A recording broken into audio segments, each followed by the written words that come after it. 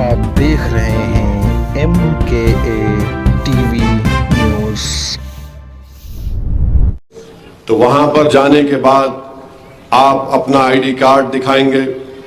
फिर जब आपको मशीन के ऊपर बटन दबाएंगे तो बटन को उस वक्त तक दबा के रखिए जब तक आवाज नहीं आती एक टी बोल के। फिर उसके बाद बाजू एक छोटी मशीन में एक छिट्टी निकलेगी, उस पर आपको पतंग का निशान नजर आएगा। 30 सेकंड के लिए उसको देख लीजिए। उसके बाद वो छिट्टी और कागज उसी छोटी मशीन में गिर जाएगी।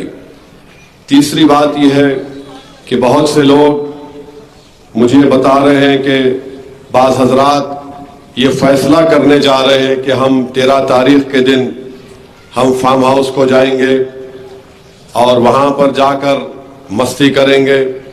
तो मैं उनसे कहना ये चाह रहा हूं कि भाई अगर आप फार्म हाउस चले जाएंगे, और उनका बोलना यह भी है कि अरे भाई हमारे 3-4 वोट से क्या होता, मजलिस तो जीतने वाली है।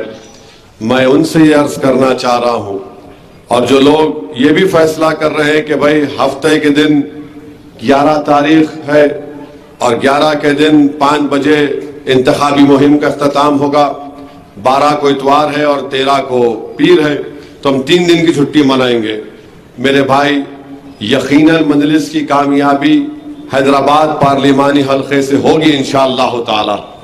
मगर अगर आप अपने वोट का इस्तेमाल नहीं करेंगे तो आप क्या पैगाम दे रहे हैं? आप क्या पैगाम दे रहे हैं उन ताकतों को जो इस मुल्क को हमेशा के लिए बदलना चाहते हैं? ये जो पार्लियामेंट का इलेक्शन है हमारे मुल्क की तारीख का सबसे अहम और खतरनाक और तारीखी इलेक्शन होने जा रहा है। अगर आप वोट का इस्तेमाल नहीं करेंगे तो आप तारीख का हिस्सा बन जाएंगे और किताबों में भी तुम्हारी तारीख का जिक्र नहीं होगा। अगर आप वोट का इस्तेमाल करेंगे तो आप एक नई तारीख रकम करेंगे जिससे आप इस मुल्क को बचाएंगे, अपने घर को बचाएंगे, अपनी तहजीब को बचाएंगे, अपनी सियासी ताकत को और मुस्तहकम करेंगे आप। तो ये दिमाग से निकाल दीजिए कि मैं वहां चला जाऊंगा या ऐसा कर दूंगा। और याद रखिए, अगर कल तुम्हारे सामने और हमारे सामने बिल्किस बानो आ जाए और तुम वोट नहीं डालोगे तो बिल्किस बानो यही समझेगी कि तुमने वोट मोदी के खिलाफ इस्तेमाल नहीं किया, उस मोदी हुकूमत के खिलाफ तुमने वोट इस्तेमाल नहीं किया जिसने मेरी इज्जत लूटने वालों को, जिसने मैं हामिला थी मेरी इज्जत लूटी, मेरे सामने मेरी 3 साल की बेटी का कत्ल कर दिया, मेरी माँ और मेरे रिश्तेदारों की अस्मतेजी करके उनको कत्ल कर दिया। मैं रात भर बरहाना हालत में खेतों में छुपकर, सुबह में मुझे लोगों ने कपड़े दिए तो मैं जाकर किसी एक कैंप में गई। और वो बिल्किस बानो को तुम क्या जवाब दोगे जिसको मोदी की हुकूमत ने उसकी अस्मत रेजी और उसकी बच्ची और उसकी मां का कत्ल करने वालों को रिमिशन पर छोड़ दिया? क्या आप ये आपके सामने नहीं है? क्या आप इसके लिए वोट नहीं दे सकते? आप क्या वोट नहीं देंगे तो बताओ। आज तुम्हारे घर अल्हम्दुलिल्लाह आबाद है, शादाब है, मगर उनके घर जो बुलडोजरों से तोड़ दिए गए, क्या तुम उनकी तकलीफ को महसूस करके मोदी की हुकूमत के खिलाफ वोट नहीं दोगे? बीजेपी के खिलाफ जिनको झूठे इल्जामों में एनकाउंटर कर दिया गया, गोली मार दी गई, क्या तुम वोट उस वक्त दोगे जब तुम्हारे पेट में और पैर में दर्द होगा? क्या तुम वोट उस वक्त निकल कर दोगे? पोलिंग परसेंटेज उस वक्त बढ़ेगा जब बुलडोजर तुम्हारे घर के सामने आकर खड़ा हो जाएगा। बताओ आप क्या फैसला करने वाले हैं? आप वोट नहीं देंगे, नहीं, मजलिस जीत जाएगी, यकीनन मजलिस जीतेगी इंशाअल्लाह ताला। मगर आपका रोल क्या होगा उसमें बताओ। आपका रोल यह होना चाहिए कि जो जमात, जो बीजेपी आज इस मुल्क में CAA का कानून लेकर आई, इस पार्लियामेंट में 540 के करीब अराकीन पार्लियामान है, उस पूरी भरी पार्लियामेंट में अगर किसी ने उस कानून को गलत कानून करार दिया उस कानून को हमारे आइन के खिलाफ करार दिया और यह कहा कि महात्मा गांधी ने भी उस वक्त के सफेद फार्म साउथ अफ्रीका में कानून के बिल को फाड़ा था। मजलिस ने उस बिल को फाड़ दिया और हमारे बिल के फाड़ने के बाद पूरे मुल्क में जिद्दोजहद शुरू हो गई, एहतजाज शुरू हो गया। आज असदुद्दीन ओवैसी से दुश्मनी क्यों है? क्योंकि असदुद्दीन ओवैसी बीजेपी के हर कानून की मुखालिफत करता है। क्या तुम अभी भी वोट का इस्तेमाल नहीं करोगे? जब बीजेपी अगर 1991 का प्लेसेस ऑफ वर्शिप एक्ट में तरमीम कर देगी, वो कानून यह है कि 15 अगस्त 47 को जिस किसी की इबादत गाह थी उस इबादत गाह को चेंज नहीं किया जाएगा, उसके कैरेक्टर को, उसके नेचर को चेंज नहीं किया जाएगा। कल अगर ये कानून चला जाएगा तो फिर क्या करोगे तुम बोलेगे अरे यार मुझे वोट डालना था। आप देख लिए कि क्या हो रहा है। फिर बीजेपी अगर तुम वोट नहीं डालोगे तो बीजेपी कह रही है कि हम सेंट्रल वक्फ एक्ट को खत्म कर देंगे। सेंट्रल वक्फ एक्ट के तहत मसाजिद हैं, मदरसे हैं। अगर इस पर भी आप बेदार नहीं होंगे तो कब बेदार होंगे बताओ आप? बीजेपी कह रही है कि एक सिविल कोड लेकर आएंगे और आप बोलेंगे नहीं 40% वोट काफी है या खुदबरे के लिए। यकसा सिविल कोड का बिल बीजेपी ने उत्तराखंड रियासत में लेकर आए और वहां पर उत्तराखंड में बीजेपी ने कह दिया कि मुसलमानों की शादी स्पेशल मैरिज एक्ट के तहत होगी, निकाह से शादी नहीं होगी, काजी साहब खुदवा नहीं देंगे, दुल्हन को मेहर नहीं मिलेगा, स्पेशल मैरिज एक्ट से दोगे। अब भी वोट नहीं डालोगे आप? बोलेंगे मैं फार्म हाउस चले जाऊंगा। अरे क्या है, छोड़ो यार, ये लोग सब एक ही ऐसे है। अरे कौन लड़ रहा आपके लिए पार्लियामेंट में बताओ? दूसरे भी तो है ना, मगर उनकी गाड़ी पर गोलियां नहीं चलाई जाती, हमारी गाड़ी पर गोलियां चलाई जाती हैं। दूसरे भी हैं मगर रोज किसी को जान से मारने की धमकी नहीं दी जाती।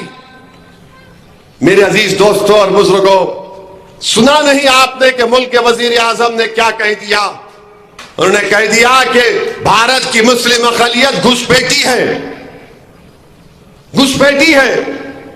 हमारी बेटियां, हमारी माएं ज्यादा बच्चों को पैदा करती, झूठा इल्जाम लगा दिया और कह दिया कि हमारे हिंदू बहनों के गले से मंगलसूत्र निकालकर मुसलमानों को दे दिया जाएगा।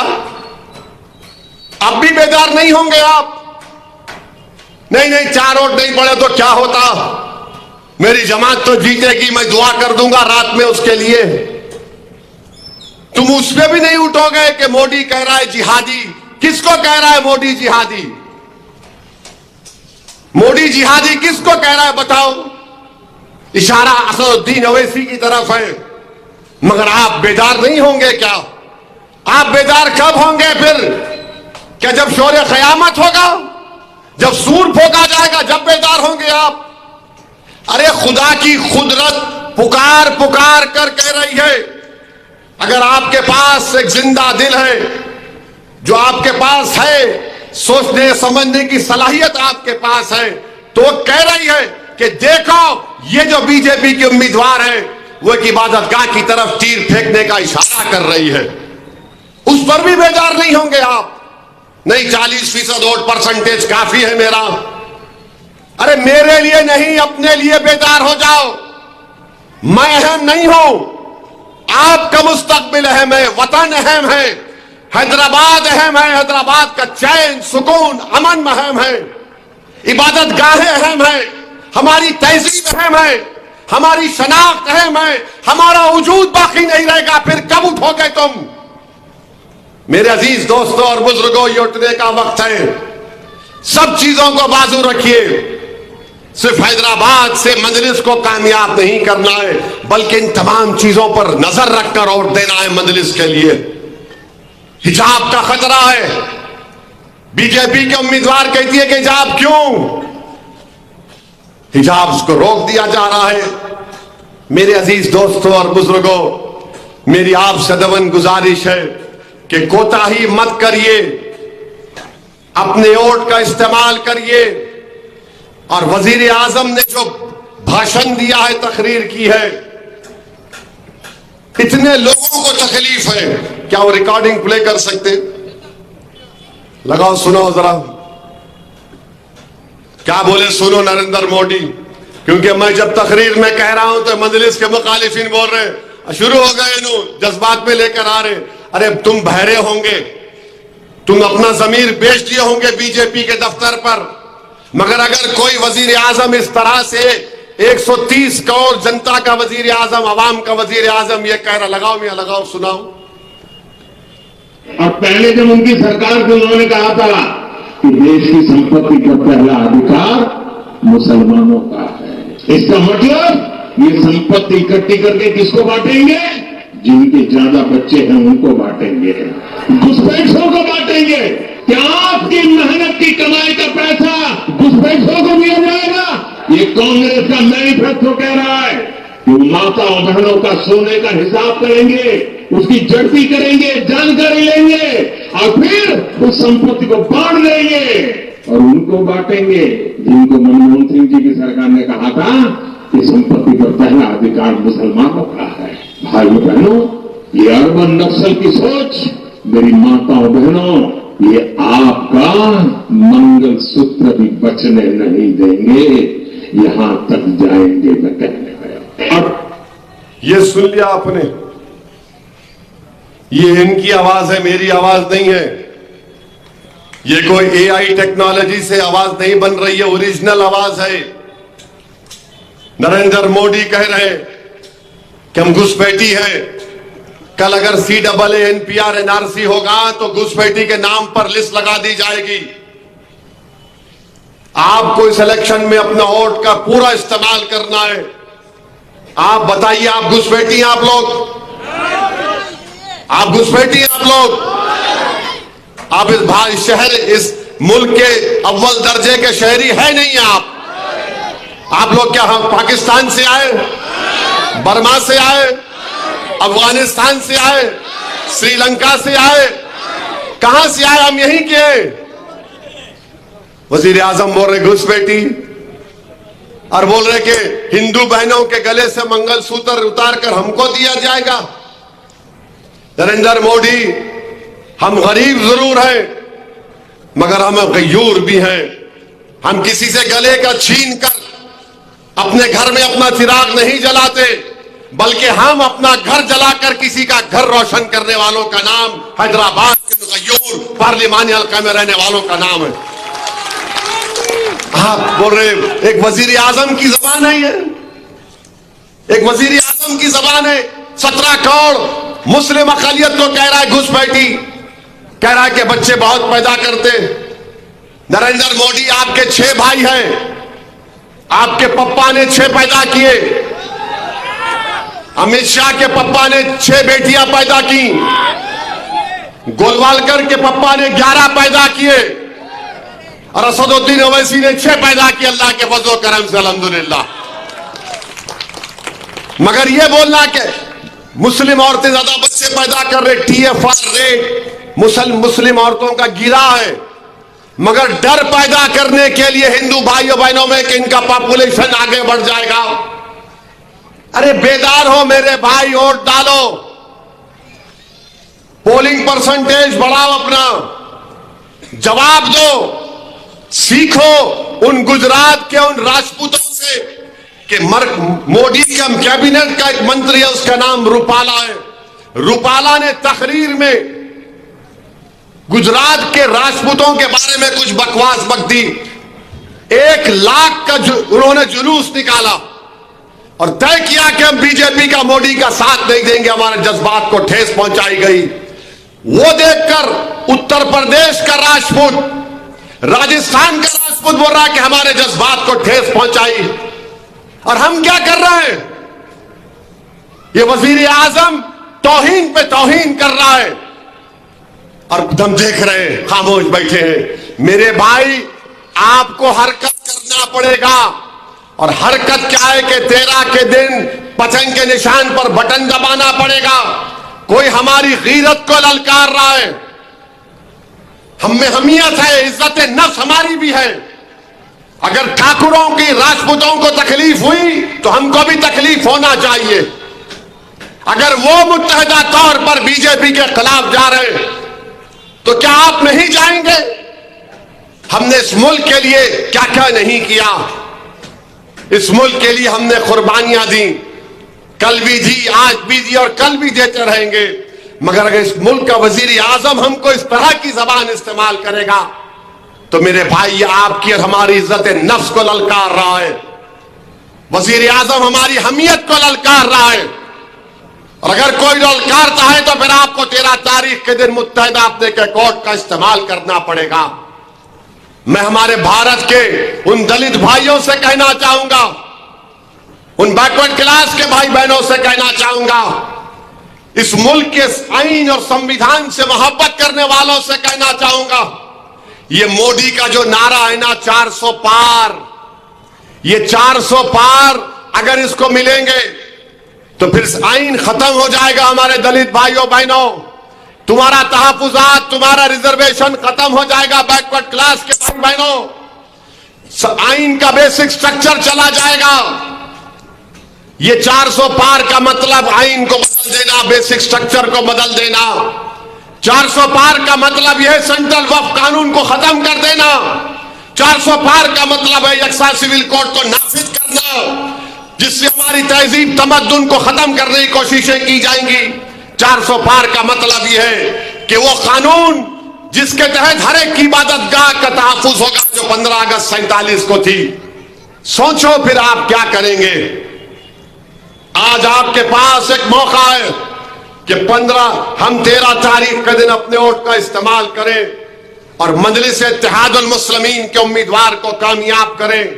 बल्कि जहां कहीं भी अब पोलिंग होगी आप मुत्तहिदा वोट का इस्तेमाल करो, इस मुल्क को बचा लो।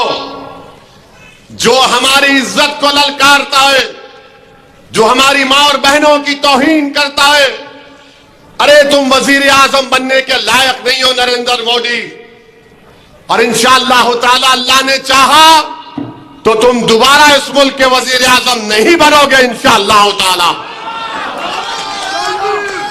नहीं बनोगे इंशाअल्लाह ताला।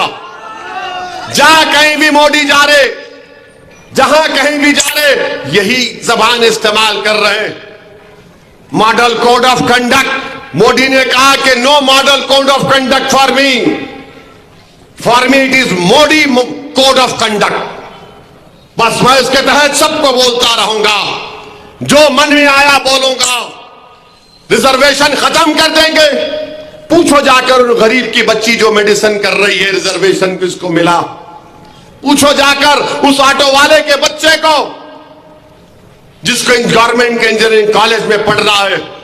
पूछो जाकर उस गरीब के घराने में जिनकी बच्चियों को नर्स बन रहे, टीचर बन रहे। बीजेपी नहीं चाहती रिजर्वेशन आपको हमारे को मिले, और मोदी बोलते हैं कि जब तक मोदी है रिजर्वेशन नहीं दिया जाएगा।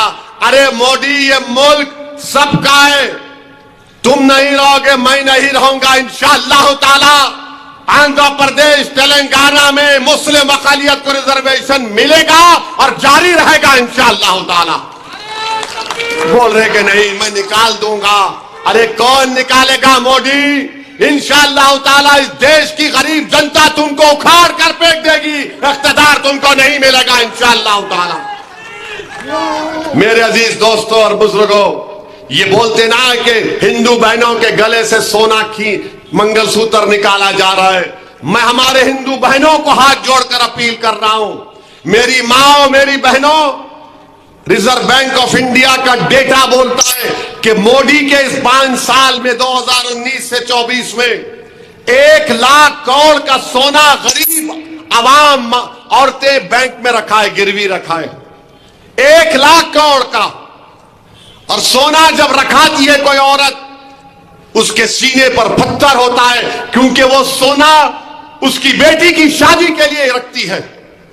वो सोना उसकी मां की, उसकी दादी की निशानी होती है, और रखाती इसलिए है क्योंकि बेटी की शादी है, अखराजात है, ये जहेज की लानत है, या कोई बीमार हो गया, या कोई एक्सीडेंट हो गया, या किसी बच्चे की फीस को देना है। 5 साल में 1 लाख करोड़ का सोना गरीब आवाम ने बैंकों में रखा कर गिरवी रखकर लोन दिया, मोदी उसकी फिक्र नहीं करेंगे, उसकी फिक्र नहीं करेंगे। गुरूर और तकब्बुर में डूबे हुआ वजीर आजम है ये, जिसको गरीब के तकलीफ का अंदाजा नहीं है। ये 5 साल का रिजर्व बैंक ऑफ इंडिया का डेटा है। मेरे अजीज दोस्तों और बुजुर्गों, फिर ये लोग बोलते बीजेपी के लोग कि मजलिस शहर के लिए, हैदराबाद के लिए कुछ नहीं करी। सुनो बीजेपी वालों, हमारे निशान का नाम लेकर काट देंगे। याद रखो, पतंग जब हम पिलाते हैं तो हम या तो ढील से दूसरे की पतंग काटते या खींच कर। असदुद्दीन ओवैसी के पास तीसरा तरीका है, मैं अत्ते मार के तुम्हारी पतंग भी रख लूंगा मेरे पास। याद रखो, तुम ढील खींच का मामला नहीं होगा, अत्ते मार लेते हम लोग। हाँ, तुम डोरी काटने में माहिर और कुछ भी नहीं हो, तुम और तुम्हारे चमचे। आप देखिए कि नहीं हम क्या कर रहे हैं हैदराबाद के लिए। अरे किसका दवाखाना कोविड में ब्लैकलिस्ट हुआ था मोदी जी? 8 दिन तक दवाखाना ब्लैकलिस्ट किसका हुआ था? कोविड में लोगों को उनका खून चूस कर बिल दिया जा रहा था। अब पूछते हैं क्या किया? हैदराबाद पार्लिमानी हलके में मजलिस इत्तेहाद उल मुस्लिमीन की नुमाइंदगी पर 24 टिमरिस के स्कूल, जिसमें जूनियर कॉलेज भी है, मजलिस की नुमाइंदगी पर आज काम कर रहे हैदराबाद पार्लिमानी हलके में, जिसमें 10,260 तुलबा और तालिबात पढ़ रहे हैं। ये 24 में 12 बच्चों के स्कूल हैं। करीब 4,837 बच्चे हैं उन स्कूलों में, और हमारी बेटियां 5,429 है। तुम बीजेपी वाले क्या करें बताओ? कौन सा काम किए तुम बताओ? तुम तो बेरोजगारी नौजवानों का मुकद्दर बना दिए, कीमती आसमानों को छू रही है। 400 पार बोल रहे, पेट्रोल 100 पार हो गया, डॉलर 85 रुपये हो गया, मगर इनको फिक्र ही नहीं है। मेट्रो की लाइन का काम जो बचा हुआ था, हमने चीफ मिनिस्टर को बुलाकर संगे बुनियाद उसका रखाया। उसमें 2000 करोड़ का तो खाली जायदादों को हासिल करने के लिए 2000 करोड़ रुपए लगेंगे। अकबरुद्दीन ओवैसी ने चीफ मिनिस्टर से कहा कि एयरपोर्ट की लाइन आ रही नागौल से हैदराबाद के पार्लियामेंट के हल्के में 3 स्टेशन होने चाहिए। एक ओवैसी हॉस्पिटल के पास संतोष नगर चौरस्ता, एक आपका ये कंचन बाग के पास, तीसरा चंद्रायन गुट्टा, और यहां से वो ट्रेन जाएगी सीधा एयरपोर्ट को। ये मजलिस ने किया। याकूतपुरा असेंबली हल्के में मैंने चीफ मिनिस्टर से बात करके 3 रोड वाइडनिंग के कामों को मंजूर करवाया। एक शेख फैज कमान की, दूसरा कौन सा है वो, नागाबोली का, और तीसरा है हमारे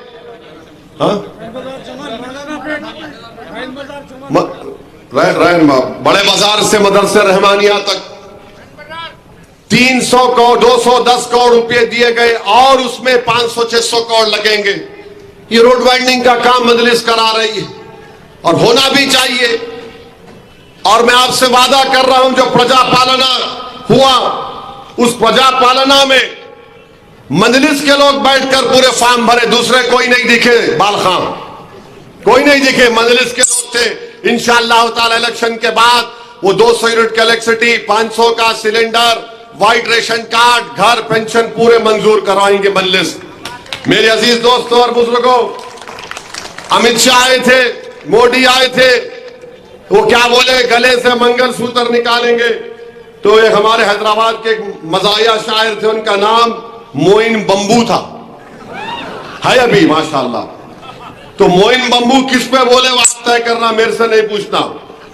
इतना हैबत से देख रहा हमें तू, मोइन बंबू बोला मैं। तो मोइन बंबू ये बोले, काम होने के क्यों करने को जा रहे, काम नहीं होने के क्यों करने को जा रहे चिचा, भीगी बारूद को तुम आग लगा दे रहे चिचा, मोटे शीशे की छड़ी, आंख पे ऐनक, फिर भी नजरे शीला की जवानी पे लगा रहे चीचा। मैं नहीं बोला, मैंने बोला, मोइन बंबू बोले। अब इनका जवाब कैसा देंगे आप देखो। और फिर उसके बाद यहां पर अपने हैदराबाद के एक शायर है, हरी सिंह नाम है उनका, हरी सिंह नाम सुने? रज़ाक भाई नाम सुने हरी सिंह का? आप कैसे दिखते हो भी? तो हरी सिंह बोले, सुनो अब आप साथ देना। अम्मा बाबा को भूल गया हो रे, सास ससुरे में घुल गया हो रे, सारी जनता को हौला बना रहा, हिंदू मुसलमान को लड़ा रहा। अब ये जोर से सुनो, शादी करके जोरू को भगाता, एनआरसी बोल के हमको डराता, बार बार बाहर का दौरा करता, जनता के पैसे बर्बाद करता, कातिल और जानियों को छोड़ता, बेगुनाहों को कैद करता, मंगल सूत्रों की झूठी अफवाह उड़ाता, गरीब लोगों का मजाक उड़ाता। जोर से बोलो जी। लोगों को तकलीफ देकर खुश होता, चौकीदार बन के उछल रहा, अपनी औकात भूल गया। हौरे, अब 13 के दिन मैं नहीं बोलना हौरे कहां रे। जरा 13 के दिन पूरे बूथों में जाना, अपनी बेगम को, अपनी अम्मा को, बहन को, सबको साथ लेके जाएंगे नहीं लेके जाएंगे? जरा हाथ उठा के बोलो, लेके जाएंगे नहीं जाएंगे? आसमानों पर क्या